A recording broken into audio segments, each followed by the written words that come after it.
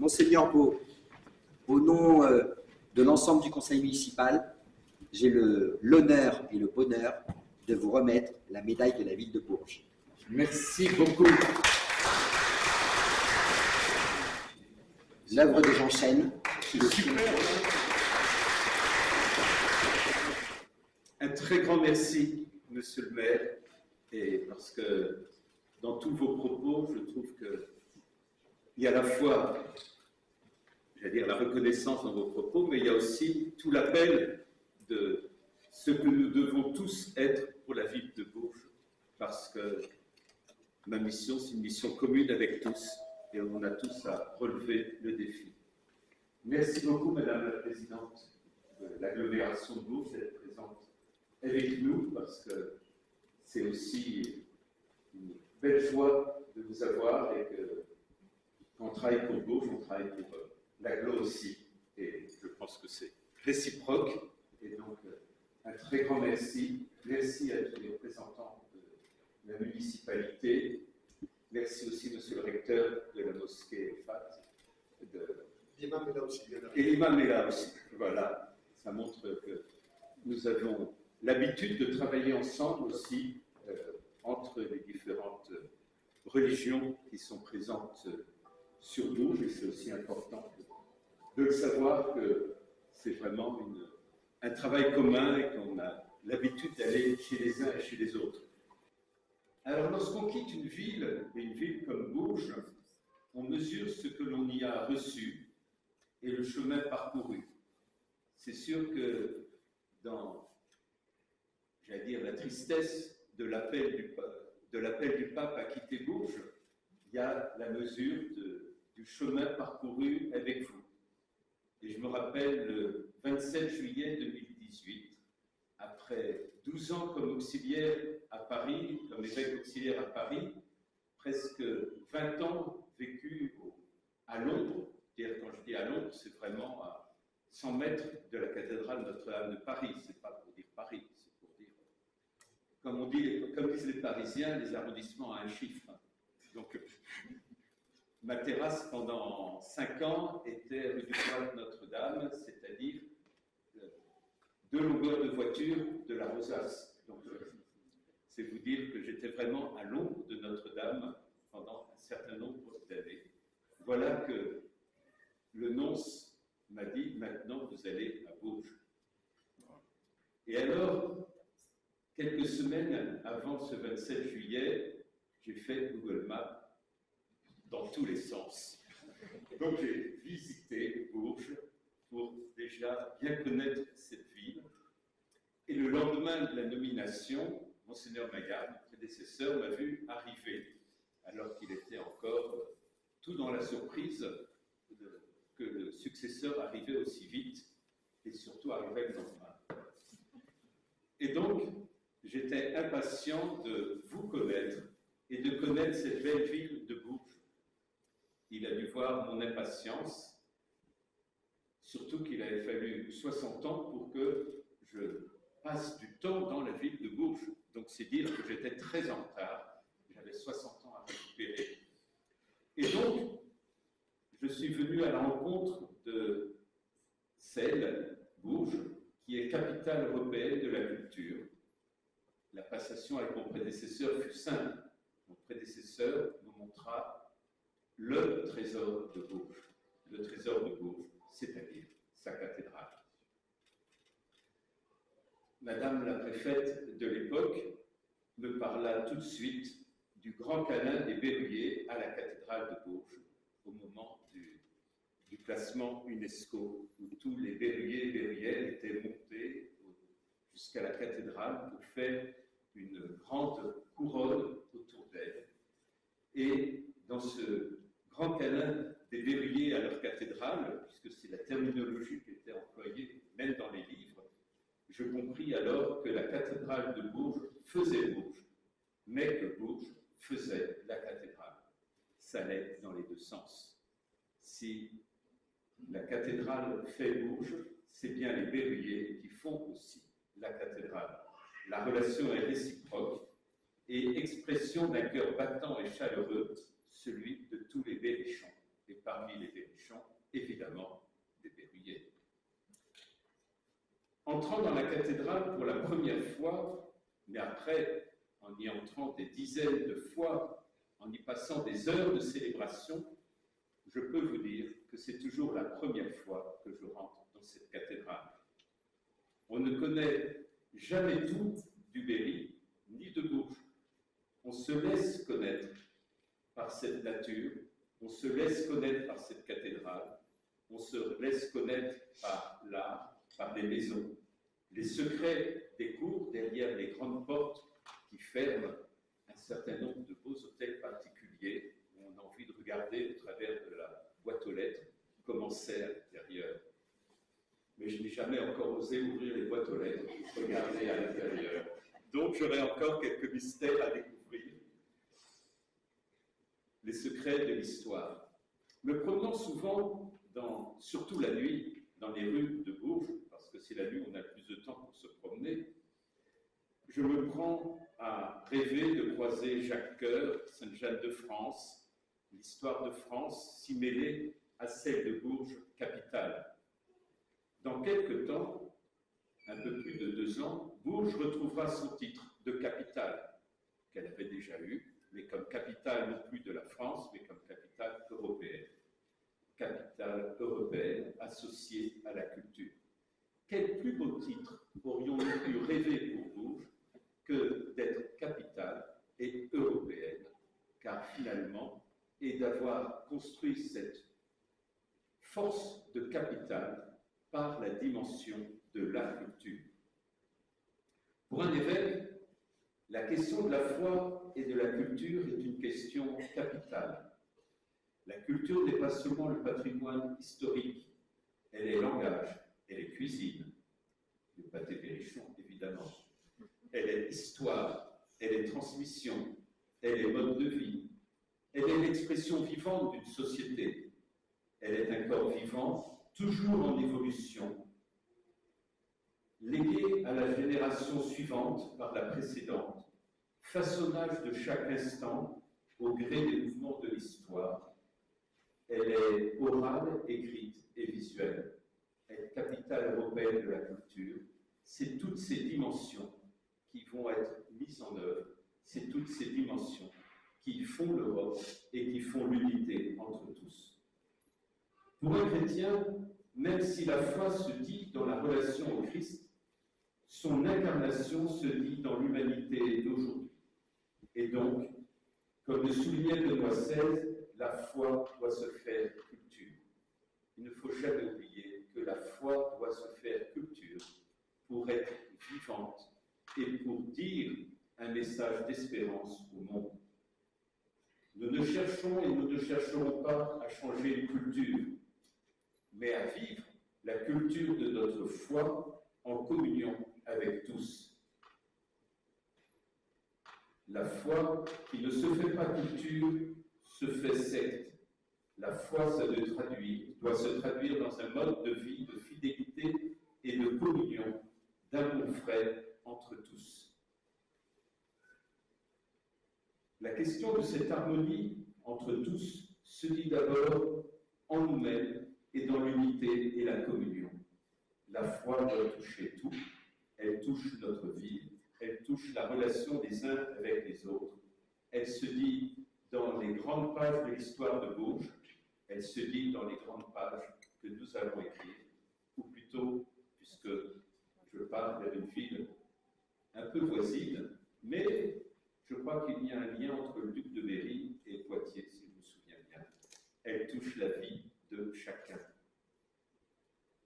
L'universalité et de l'amour et de la paix dans le désir humain est le chemin d'une culture commune, au-delà des différences de foi ou d'origine. Si l'on écoute ce que l'on est au fond de soi-même, dans notre désir d'amour et dans notre désir de paix, l'universalité du dialogue, de la rencontre, de l'harmonie et de la culture peut se faire au cœur même des différences. Partant de Bourges, évidemment, je laisse de grands projets en attente. Suivant mon humeur, je peux arriver à des chiffres qui ne laisseront pas mon successeur dormir tout le temps sur ses deux oreilles, alors que moi je dormais bien. Mais lui va peut-être s'inquiéter. Mais il suffit de les faire avancer pour qu'un projet se réalise. Vous savez combien une antenne de l'Institut catholique de Paris à Bourges était mon projet phare. Rassurez-vous, il n'est pas abandonné. Encore ce matin, j'envoyais un mail au recteur de l'Institut catholique de Paris pour lui rappeler que j'avais bien l'intention qu'il réalise le projet. Parce qu'on n'est jamais mieux servi qu'en montrant qu'on y tient et qu'on peut le faire avancer. Et je suis sûr qu'il continuera d'être porté par les équipes avec lesquelles on a déjà travaillé.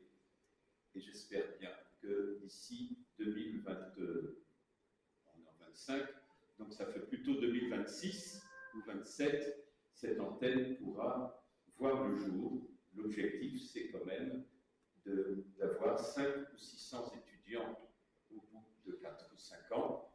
Et pourquoi pas, si Dieu le veut, et si tout se passe bien, arriver à 900 dans une dizaine d'années. Ce n'est pas irréaliste d'après les études, mais aussi d'après l'expérience dans d'autres villes un peu plus petites et moins bien desservies que Bourges. Et donc, avoir des étudiants et une antenne au cœur de la ville, je pense que ça sera un beau signe pour toute la ville de Bourges. Donc, priez à cette intention. On a déjà passé 2 étapes sur 3. C'est un peu comme le petit pousset, c'est ça, non? C'est ça. Donc, c'est pas parce que si la ville a réussi à jouer au petit pousset pour être capitale européenne de la culture, je ne vois pas pourquoi nous ne réussirons pas à jouer aussi au petit pousset pour réussir à avoir une antenne de la fac. Car comme je leur dis, ils ont ouvert à Reims et à Rouen, donc ils ouvriront à Bourges. C'est pareil. Mais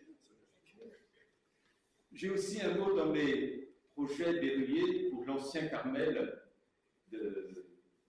qui va revivre. Alors il faut quand même attendre 2 ans avant de faire revivre l'ancien Carmel, car il faut faire quelques travaux. Mais au-delà de la création d'un centre spirituel, c'est aussi un lieu d'accueil pour les pèlerins de Saint-Jacques, des routes de Saint-Jacques, des routes de Saint-Martin et des routes vers Rome, puisque peu à peu, Bourges va devenir le carrefour de ces 3 routes, si mon successeur travaille bien à changer les chemins pour qu'ils arrivent ici. Mais, comme on sait, tous les chemins mènent à Bourges pour aller à Rome. Voilà.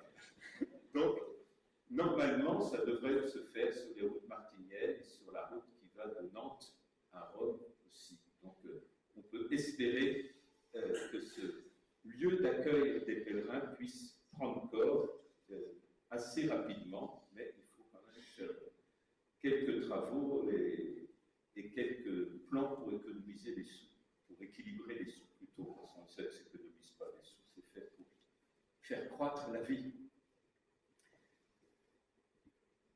Évidemment, tous ces travaux, je les laisse à mon successeur tranquillement, mais je vous les lègue aussi, car j'espère bien que vous pourrez les porter et que vous porterez pour ceux qui sont extérieurs à Bourges, les projets qu'il peut y avoir dans d'autres régions du Berry. Évidemment, la mission d'évêque est aussi de constituer l'ensemble des baptisés d'une ville en un corps uni, articulé, caritatif, un corps vivant. Et c'est ce corps vivant qui est au cœur de la société et donc qui va se dire aussi dans notre relation de corps ecclésial, au cœur même du corps d'une société. C'est ce dialogue où nous ne sommes pas des zones imperméables, mais bien au contraire des zones dont la perméabilité donne à chacun d'être fécondé mutuellement dans une unité et dans un dynamisme. Monsieur le maire, c'est un grand honneur que vous me faites en me remettant la médaille d'honneur de la ville de Bourges. C'est vraiment un très bel honneur et une très grande joie. J'espère que vous continuerez, vous tous qui êtes là, à travailler à ce lien où l'Église est présente dans le service de la cité. Parce vraiment une de nos missions et un des signes de l'évangélisation. Cette médaille d'honneur, elle n'est pas seulement pour m'honorer, elle est vraiment un appel à l'Église de Bourges à servir le bien de tous au cœur de la cité.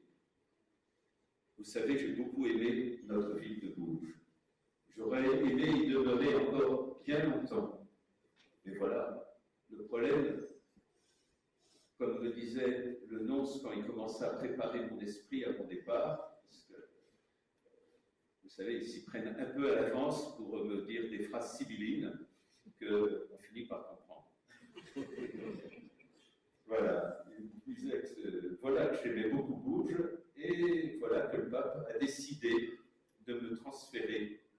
Mais dans cette ville de Poitiers que je vais aimer, que je commence à découvrir, que je commence à faire aussi mes promenades dans la ville, aussi le soir et la nuit, pour découvrir la ville. Il faudra peut-être un jour, je vais après à me promener dans la ville le jour, mais le jour je travaille, alors la nuit, il faut pas le temps de découvrir une ville.